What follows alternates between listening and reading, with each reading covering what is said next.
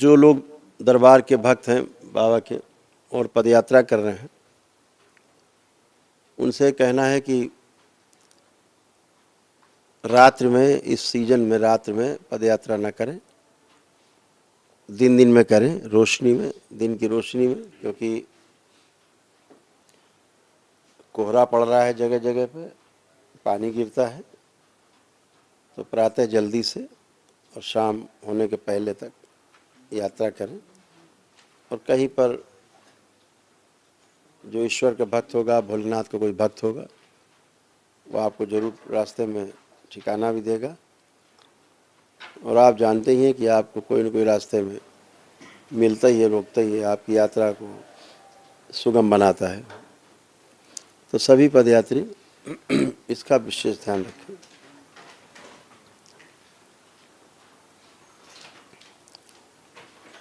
जनवरी के महीने में, अभी तो दिसंबर का कार्यक्रम है कि 15 दिसंबर से 22 दिसंबर बेंगलोर का कार्यक्रम है दरबार का।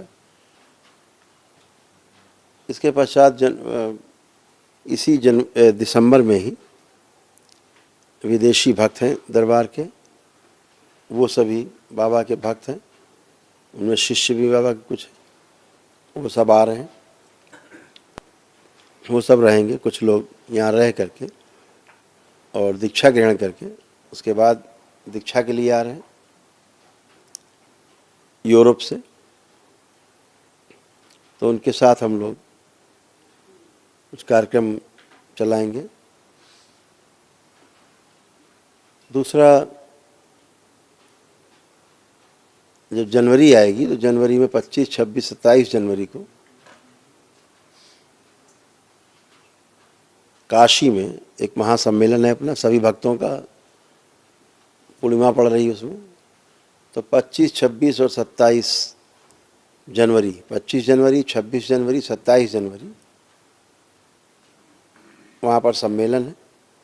वहाँ दीक्षा का कार्यक्रम भी होगा और 3 दिवसीय सम्मेलन भी होगा, जिसमें हम सभी उत्सव मनाएंगे। बाबा के भक्त सभी वहाँ इकट्ठे होंगे, अपनी हाजिरी लगाएंगे, हाजिरी लगा करके बाबा के दरबार में पुण्य अर्जित करेंगे। ये जनवरी का कार्यक्रम हो जाएगा। फरवरी में परम पूजनीय बाबा जी का जन्म दिवस है, 14 फरवरी। तो हम लोग बहुत उत्साह से, बहुत उमंग से इसको मनाएंगे। फरवरी में बाबा जी का जन्मदिन मनाएंगे। और इसके पश्चात मार्च का महीना है, मार्च 2024, 11 मार्च को यानी 8 मार्च को शिवरात्रि है। शिवरात्रि का पर्व हम लोग दरबार में मनाएंगे, आनंद लेंगे बाबा के साथ, सभी उनके भक्त और शिष्य। फिर 10 तारीख को अमावस्या है, पितृमुक्ति वगैरह है, जो लोग कार्यक्रम कर रहे हैं वो सभी इकट्ठे होंगे। तो पितृमुक्ति का कार्यक्रम होगा अमावस्या को, वो 10 तारीख है। और 10 मार्च और 11 मार्च को हम लोग यहाँ से कूच करेंगे कानपुर से भगवान काशी विश्वनाथ के दरबार में, धाम के लिए।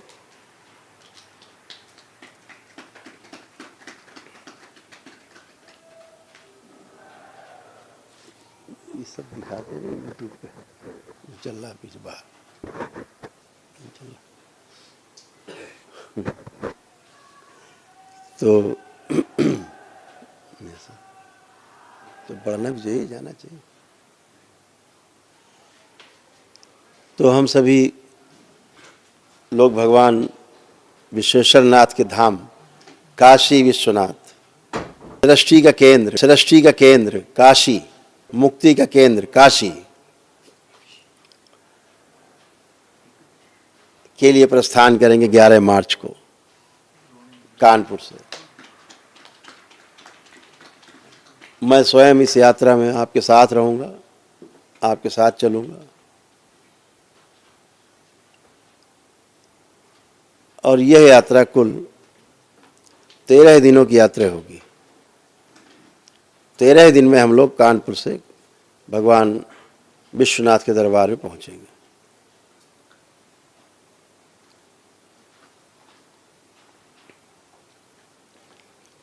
एक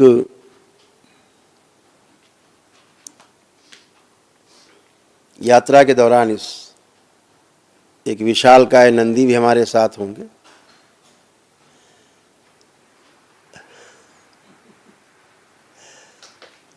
ये पूरा रास्ता दिखाते हुए चलेंगे। रास्ते में रुकते हुए, लोगों से मिलते हुए, यह जो सनातन की यात्रा है ये भगवान काशी विश्वनाथ के दरबार में जाके पूरी होगी। और ये यात्रा जो यहाँ से भगवान काशी विश्वनाथ के चरणों तक जाएगी, दसियों हजार भक्त बाबा का शिष्य सब इसमें जुड़ के जाएंगे, सब लोग जाएंगे, बच्चे, महिलाएं, पुरुष सब जाएंगे और बाबा के चरणों में और वहाँ पर जो शक्तिपीठ है वहाँ जाके हाजिरी लगाएंगे। और इस दरबार में पहुंचकर जो यात्रा पहुंचेगी, ये यात्रा फिर वहाँ समाप्त नहीं होगी। आप ऐसे समझो कि भगवान काशी विश्वनाथ के धाम से, उस दरबार से यह सनातन की यात्रा धीरे धीरे चलते हुए पूरे विश्व में फैलेगी। ये पूरे विश्व में फैलेगी ये यात्रा, और इन यात्राओं का दौर अपने देश में और बढ़ेगा। कितनी बड़ी शक्ति दरबार ने खोल रखी है कि आप पद यात्रा करके आते हो और आपके परिवार के रोग और कष्ट चले जाते हैं। कितना अद्भुत है, बहुत अद्भुत है। आपके भी कष्ट जाते, उनके भी जाते हैं। तो पदयात्री जो पदयात्रा करते हैं आप लोग, वो अदम्य साहस आपके अंदर है। कुछ लोग दंडवत यात्रा करते हैं, 20 kilometre, 25 kilometre, 30 kilometre, 35 kilometre, 40-40 kilometre से दंडवत करते हुए आते हैं। रास्ते में सड़क इतनी खराब है कि गाड़ी आना मुश्किल है। उन सड़कों पर आप अपनी छाती रखते हुए, रगड़ते हुए, घुटने रखते हुए, पूरा शरीर रखते हुए दंडवत करते हुए आते हैं। आप धन्य हैं। हो सकता है यहाँ अधिकारियों की बात ना समझ आती हो, पीडब्ल्यूडी के, क्योंकि उनको पदयात्रा नहीं करनी है, दरबार से कोई जुड़ाव भी नहीं है उनका। लेकिन आपकी आस्था, विश्वास, श्रद्धा के आगे वो सड़क भी आपको रोक नहीं पाती, वो गंदगी आपको रोक नहीं पाती। आप फिर भी दंडवत यात्रा करते हो। पद यात्रा तो करके तमाम भक्त रोज टोली की टोली चली आ रही हैं। इतना साहस, छोटी टोली भी, बड़ी टोली भी। छोटी टोली तो हमने इतनी बड़ी छोटी देखी कि 2 ही लोग चले आ रहे हैं, 3 लोग कहाँ से? बोले बद्रीनाथ से चल दिए।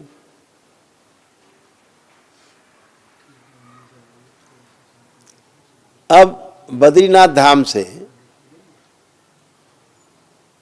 पैदल चल के आना यहाँ कानपुर तक, करौली सरकार, करौली शंकर महादेव धाम तक, एक बहुत बड़ी प्रक्रिया का हिस्सा है, बहुत बड़े साहस का काम है।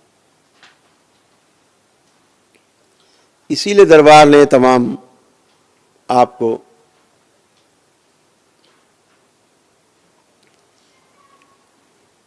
जो रास्ते बताए चलने के लिए ने प्रदान किया कि लोग इतनी दूर दूर से आकर के पुण्य प्राप्त करने के लिए, स्वस्थ होने के लिए चलते हैं। तो दरबार ने जो 3 रास्ते बताए थे,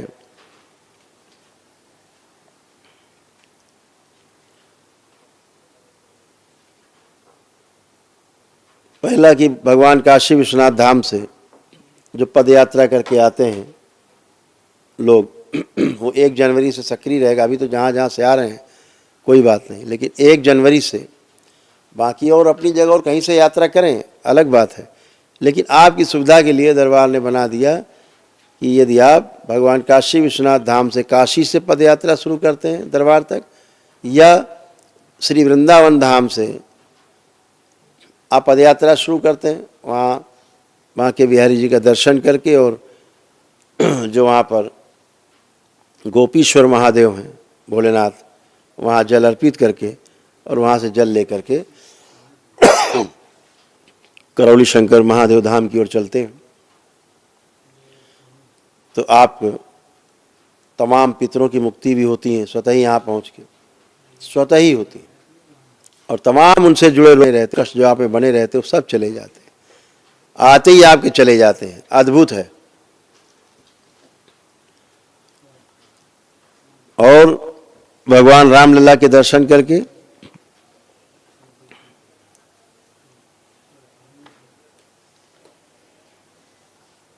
अभी तो है,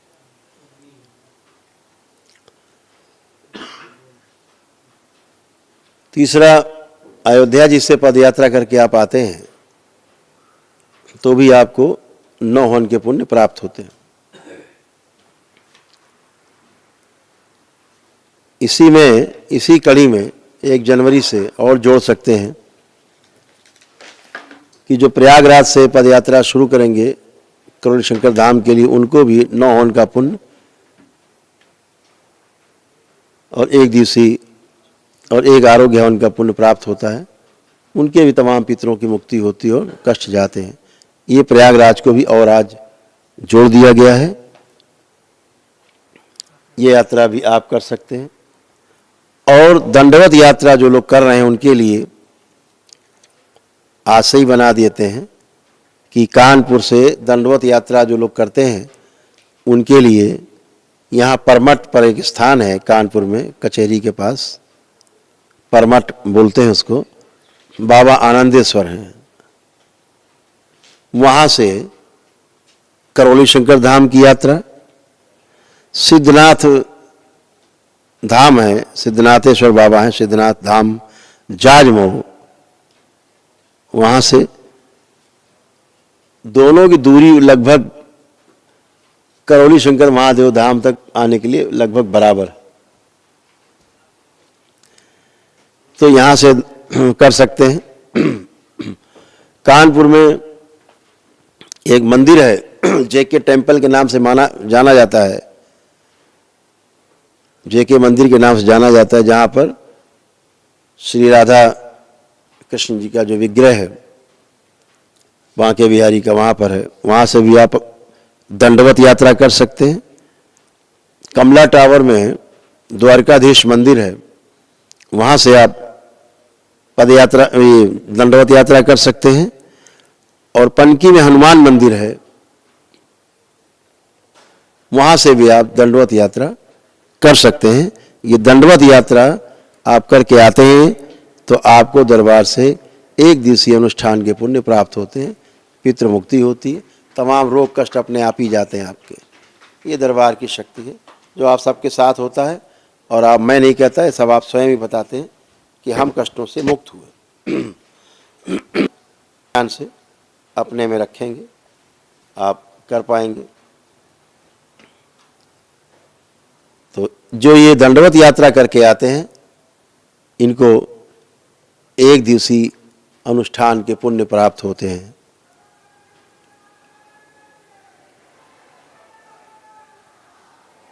बहुत करके आते हैं, क्या दिन लगते हैं इनको? सवाल ही नहीं।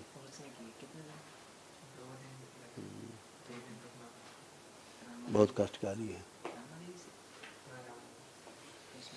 तो ये कार्यक्रम जो आपको बताने थे बताए हैं, तो सभी लोग उसी के अनुसार तैयारी करेंगे। हम सभी अगले महासम्मेलन की तैयारी कर रहे हैं जो 25, 26, 27 जनवरी को काशी विश्वनाथ धाम में। वहीं हम लोग 3 दिन निवास करेंगे, 2 दिन निवास करेंगे, तीसरे दिन वहाँ से प्रस्थान करेंगे समापन करके। तो और एक सूचना और थी कि शंकर सेना का गठन अतिशीघ्र इसी अमावस्या से घोषणा होने लगेगी।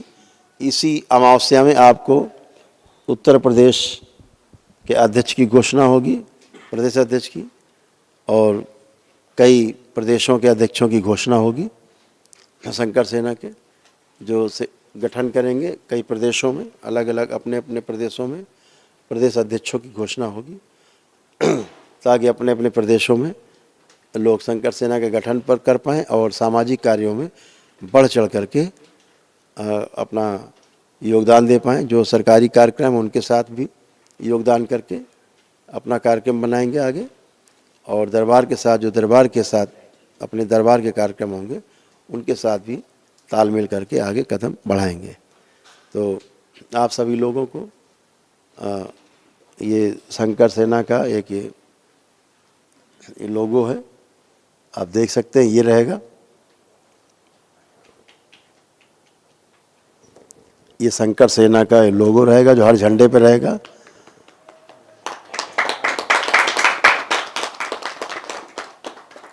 और इस शंकर सेना का जो लोगो है झंडे पे रहने के साथ साथ इस झंडे का जो रंग होगा, जो इस झंडे का रंग होगा, बनेगा प्रतीक या शंकर झंडे रहेंगे शंकर सेना के। वो जैसे भगवान शिव का आपने देखा होगा शरीर का कलर पर्पल कलर देखा होगा, है ना, पर्पल कलर जैसे, दिखाएं हम आपको, नहीं दिखाते, जैसे ये कलर है ना, ये पर्पल कलर है, ये वाला जहाँ मेरी उंगली है ये पर्पल कलर है, ये कलर रहेगा भोलेनाथ के शरीर का कलर यही रहेगा। और इसके ऊपर ये निशान और एक शिवलिंग का प्रतीक इतना रहेगा, ये झंडा निशान रहेगा। ये साथ चलेंगे, आपकी पदयात्रा में भी साथ चलेंगे, आपके हर कार्यक्रम में, पूरे देश में होने वाले कार्यक्रम में आपकी सुरक्षा व्यवस्था करना, आपको स्टेशन से लाना, वहाँ तक पहुँचाने की सूचना देना, सभी कार्यक्रमों में जहाँ आपको सुविधा की आवश्यकता है ये दरबार के लोग एक तरह वॉलंटियर बन के ये करेंगे। और जो सनातन प्रहरी हैं वो सब आज से शंकर सेना के रूप में जाने जाएंगे, सभी सनातन प्रहरी हों तो कोई हो। तो हरिहर, बहुत बहुत सबको धन्यवाद। खुश रहें, प्रसन्न रहें, स्वस्थ रहें और मस्त रहें। जय जय राधा रमण।